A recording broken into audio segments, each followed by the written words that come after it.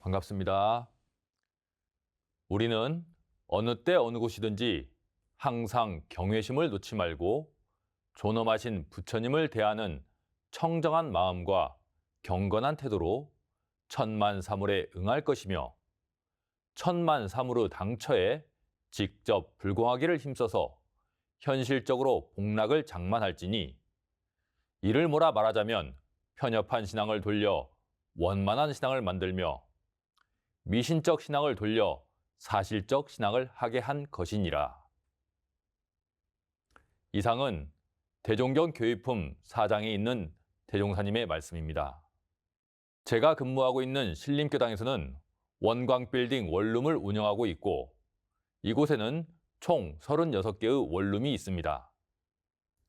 그 가운데 15개의 방은 수학이나 취업을 준비하는 원불교 청년들에게 신림학사라는 이름으로 보다 저렴하게 제공하고 있습니다. 36개의 원룸을 운영하면 그곳에서는 매일같이 많은 쓰레기들이 배출됩니다. 다행히 우리 원룸은 그동안 안내를 통해 분리수거가 매우 잘 이루어지고 있습니다. 그럼에도 불구하고 인터넷 쇼핑과 택배 주문이 익숙한 시대이기 때문에 박스가 많이 나와서 때때로 분리수거장에 박스가 매우 많을 때가 있습니다. 그런데 요즘은 오전에 지저분하게 많이 쌓여있던 그 박스들을 점심 식사 후에 가서 정리를 하려고 보면 어느새 깨끗이 치워져 있는 것을 보곤 합니다. 우리 원광 빌딩만 유독 그렇게 깨끗하게 정리되어 있고 치워진 모습을 요즘 여러 차례 보고 있습니다. 마치 우렁이 색시가 저를 도와주는 것처럼 말이죠.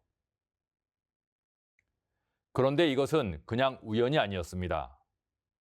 요즘에는 제가 많이 그분들을 뵙지는 못했지만 지난해 봄과 여름, 가을 동안 원광 빌딩을 관리하면서 저는 박수를 주워 가시는 분들을 만났고 그분들을 만나면 땀 흘려 일하시는 모습과 우리 쓰레기를 그렇게 치워주시는 모습에 너무 감사하여 항상 감사하다고 표현도 하고 음료와 조그마한 간식이라도 드렸습니다. 그런데 겨울이 되면서 실내 업무를 주로 하고 외부 일을 적게 하다 보니 그분들을 자주 뵙지는 못했지만 그분들은 여전히 우리 빌딩의 쓰레기를 계속 잘 치워주고 계신 것이었습니다. 물질 개벽의 시대, 화려하고 좋은 것들이 많은 이 시대에 사람들은 돈이 최고라고 생각하고 돈을 가진 정도에 따라 차별을 하기 쉽지만 저는 오히려 가난하더라도 땀 흘려 일하는 분들이 이 세상에 더욱 도움을 주고 있기 때문에 그분들에게 존경하고 감사하는 마음을 가지고 있습니다. 그런 마음에서 그분들을 진심으로 모시었기에 그분들도 저에게 도움을 주고 있는 게 아닌가 하는 생각이 듭니다. 대종사님께서는 교의품 3장에서 일원상은 부처님의 심체요, 천지 만물의 본원이요, 유가의 태극 무극이요, 선가의 자연과 도이며 불가의 청정법신불이라 하셨습니다. 기독교로 말하면 하나님이라고 하신 것입니다. 그리고 교의품 4장에서는 일원상의 신앙을 설명하시며 일원상의 내역이 사언이라고 하셨습니다. 이 말씀은 대단히 중요한 말씀입니다.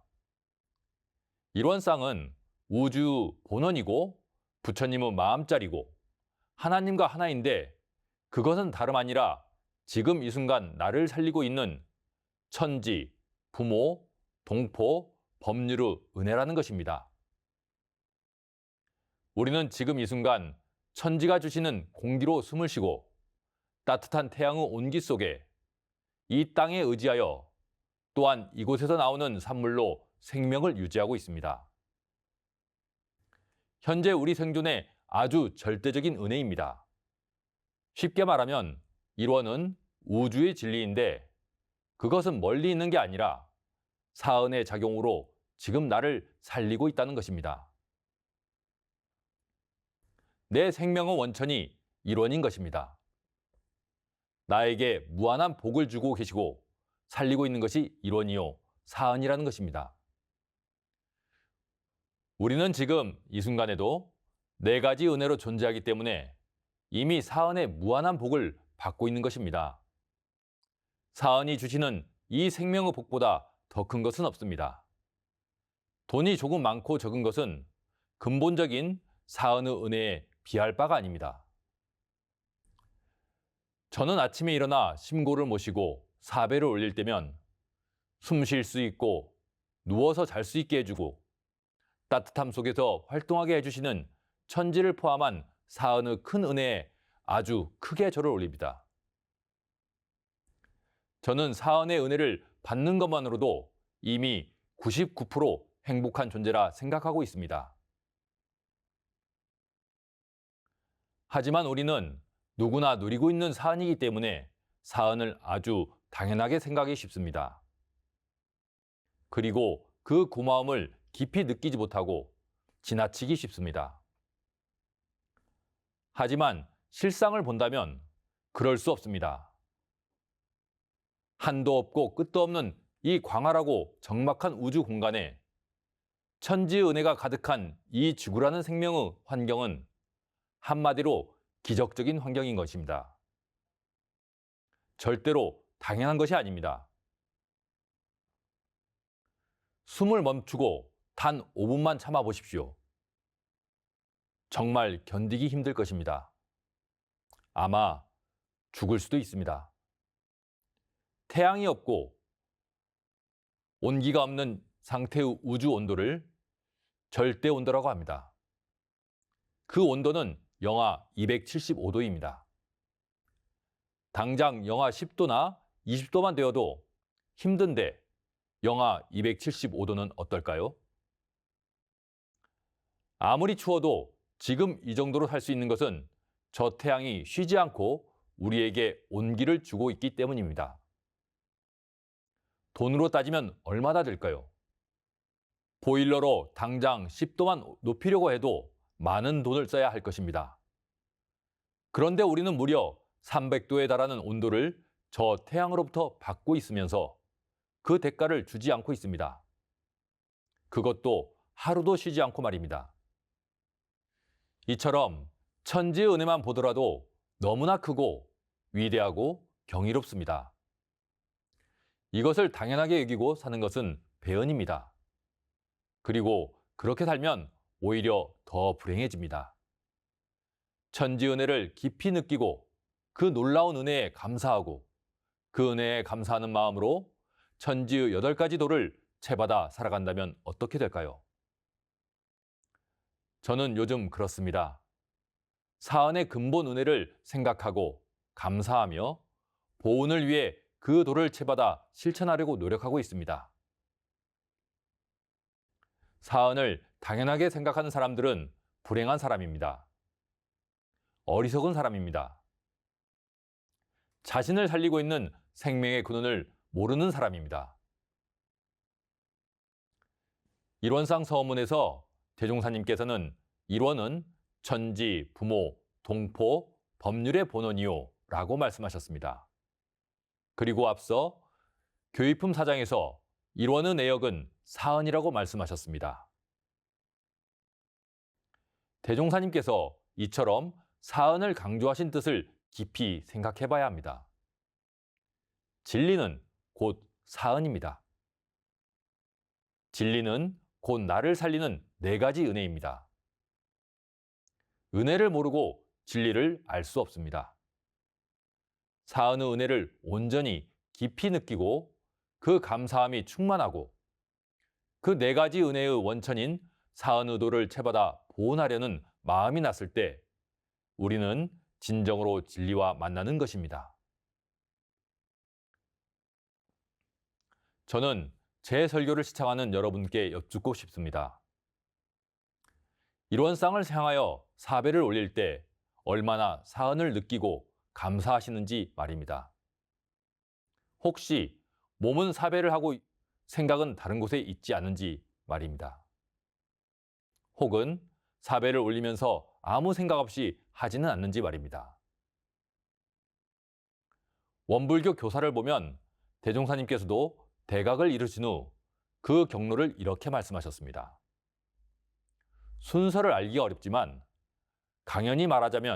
자력으로 구하는 중 사은의 도움이 있었다고 말입니다. 깨치고 보면 사은이 더욱 절실히 느껴지는 것입니다. 만일 아직 사은이 마음에서 멀리 있다면 내 마음에 다른 욕심이 많기 때문입니다. 아직 진리를 보는 눈이 열리지 않았기 때문입니다. 교의품 4장에서 다시 이렇게 말씀하셨습니다. 일원상의 내역은 곧 사은인데 그 사은은 곧 우주만유로서 천지, 만물, 허공, 법계가 다 부처 아님이 없다고 말입니다. 진리는 나를 살리는 네 가지 은혜이고 그것은 바로 이 우주 전체라고 하셨습니다. 구체적으로 보면 천지, 만물, 허공, 법계가 다 부처라고 하셨습니다. 지금 이 순간 나를 살리는 것은 다른 곳에 있지 않습니다. 이 우주 전체가 나를 살리고 있다는 말씀입니다.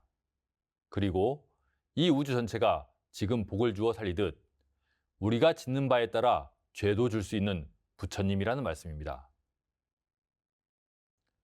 공적 영지의 광명을 따라 대소유무의 분별이 나타나서 선악업보의 차별이 생겨나며 언어 명상이 완연하여 시방 삼계가 장중에 한 구슬같이 드러나고 진공 묘유에 조하는 우주 만유를 통하여 무시광겁에 은연자재하는 것이 곧 일원상의 진리니라.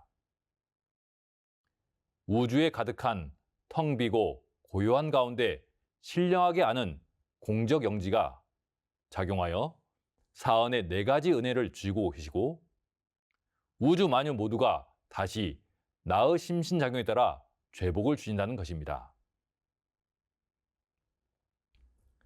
제가 박스를 줍는 분들을 귀하게 생각하고 음료와 간식을 드렸는데 그분들은 그분들의 영지로 제가 보내는 기운과 마음을 알아보시고 그에 따라 저에게 복을 주신 것입니다.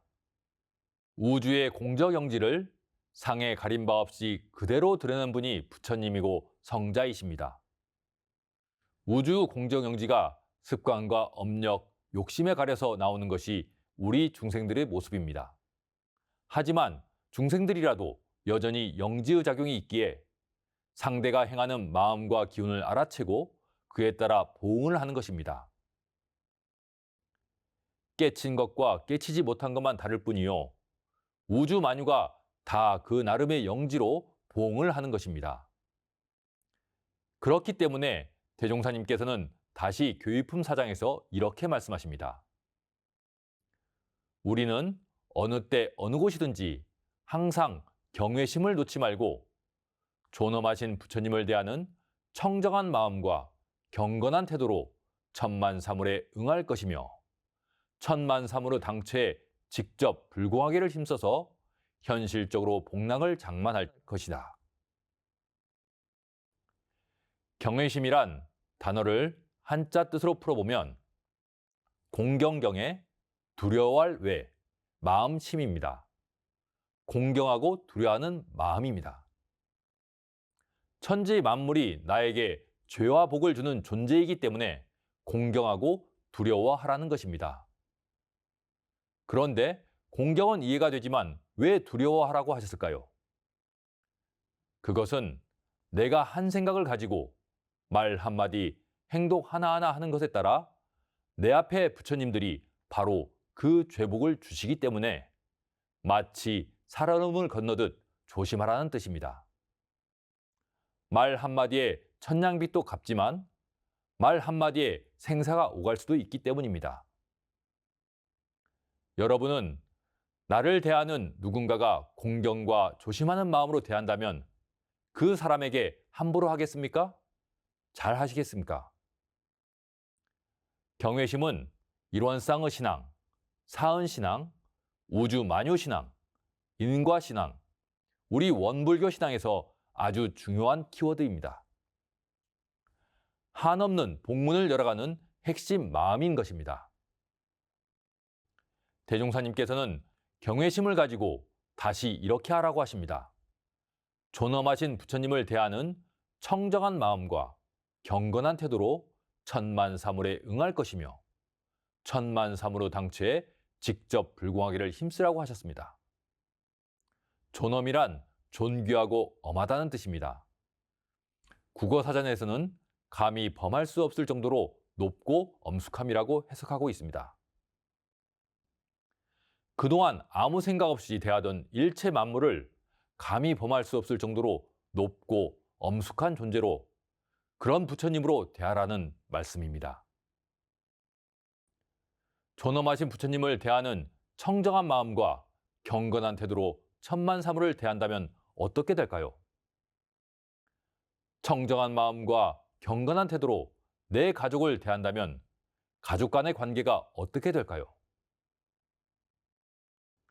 청정한 마음과 경건한 태도로 내 이웃들을 대한다면 이웃들과의 관계가 어떻게 될까요? 버스에서, 지하철에서 만나는 사람들을 청정한 마음과 경건한 태도로 대한다면 그들과의 관계는 또 어떻게 될까요? 내 직장에서 함께 일하는 사람들을 청정한 마음과 경건한 태도로 대한다면 어떻게 될까요? 아마 그 대상을 대하는 기운이 달라지고 서로 관계가 달라질 것입니다. 우리 원불교의 처처불상 사사불공의 신앙은 바로 그런 것입니다. 나를 살리는 사은, 그 사은이 바로 우주 만유이고 죄복을 주는 주인들이기 때문에 바로 그들을 대할 때 경외심을 가지고 청정한 마음과 경건한 태도로 바로 그곳에 불공하기를 힘써서 사실적으로, 현실적으로 복락을 장만하라는 것입니다. 다만 청정한 마음과 경건한 태도로 불공을 한다고 해서 자칫 단어에 묶이는 것은 주의할 필요가 있습니다. 청정한 마음과 경건한 태도는 기본 바탕의 마음이지만 그 때와 장소, 대상에 맞게 불공이 필요한 것입니다. 예를 들어 자녀를 키우는 과정에서 아이가 잘못된 행동과 길로 갈 때에는 그 아이를 바라보는 기본 마음은 청정한 마음과 경건한 태도로 갖되 그 때에 맞게 지도를 잘 할 필요가 있는 것입니다. 또한 주의할 것은 잘 지도하고 가르친다는 것이 때때로 청정한 마음과 경건한 태도에 바탕하지 않는 것입니다. 예를 들어 자기가 가진 시비의 관념과 상으로 요란해진 감정으로 누군가를 가르치려고 한다면 그것은 가르침도 불공도 되지 않습니다. 그것은 자기 감정의 분출에 지나지 않습니다. 예전에 제가 모시던 스승님이 이런 말씀을 하셨습니다. 둘이 되면 잔소리와 간섭이 되지만 하나가 되면 가르침과 불공이 된다고 말입니다. 도덕을 배워 부처가 되려고 노력하는 우리는 때때로 그 과정에서 옳고 그름에 대한 시비의 판단과 집착이 강해지기 쉽습니다. 그리고 그 결과로 다른 사람의 모습을 자주 시비하고 그 시비로 미워하는 마음까지 가질 때도 있습니다. 그 마음은 이미 청정한 마음, 경건한 태도를 벗어난 마음이 되어버립니다. 불공으로 이어질 수 없습니다. 제가 신림교당에서 제 마음을 바라보는 거울이 하나 있습니다. 그것은 바로 아침에 하는 교당 앞 청소입니다. 교당 앞에는 사람들이 많이 지나다니고 한쪽 구석진 곳이 있어서 사람들이 담배를 많이 피웁니다. 처음에 신림교당에 와서 청소를 할 때에는 왜 이렇게 담배를 많이 피우나 하면서 시비하고 싫어하는 마음이 일어났습니다. 그런데 무심으로 청소하다 보니 어느새 이곳에 사는 사람들의 담배 피우는 마음을 이해하게 되었고 담배 피우고 버릴 곳이 없어서 그런 것을 알게 되었습니다. 그래서 담배통도 만들고 했더니 조금 줄어들었습니다. 지금은 버려진 담배꽁초를 쓸어 담으며 스트레스 속에 일하는 우리 동포들의 건강을 위하는 기도를 합니다. 물론 항상 그렇게 잘하는 것은 아니지만 처음에 쓰레기 버린다고 무조건 시비하는 마음을 떠나 그들을 이해하는 마음과 여유가 생긴 것입니다. 세상에는 올바른 모습도 있지만 그릇된 모습도 많습니다. 운전 중에 끼어드는 사람, 신호를 무시하는 사람, 쓰레기를 아무데나 버리는 사람, 고성방가를 하는 사람, 심지어 사기를 치는 사람 등등 이들을 대할 때 시비의 마음이 아니라 청정한 마음과 경건한 태도로 불공을 한다면 어떨까요? 아마 시비하며 충고하는 것보다 더 큰 효과가 있을 것입니다. 왜냐하면 그릇된 모습에는 더욱 많은 따뜻함과 사랑이 필요하기 때문입니다. 신림교당에 오기 전에 저는 영산성지고등학교와 성지송학중학교에서 3년 동안 학생들의 마음 공부를 지도하였습니다. 요즘 학생들은 정말 다릅니다. 게다가 코로나 시기를 겪은 세대라 원만한 인간관계의 방법을 모르는 경우도 많습니다. 옛날 기준으로 그 아이들을 보면 정말 예의 없고 버릇없는 모습입니다. 그런 아이들을 만약에 동방예의지구구 예의규범으로 시비한다면 그 아이들이 예 알겠습니다 하고 고칠까요? 아닙니다. 오히려 반발감과 함께 상극으로 치달아 교육은 저 멀리 달아나고 말 것입니다. 오히려 가르치지 않은 것만 못할 수도 있습니다.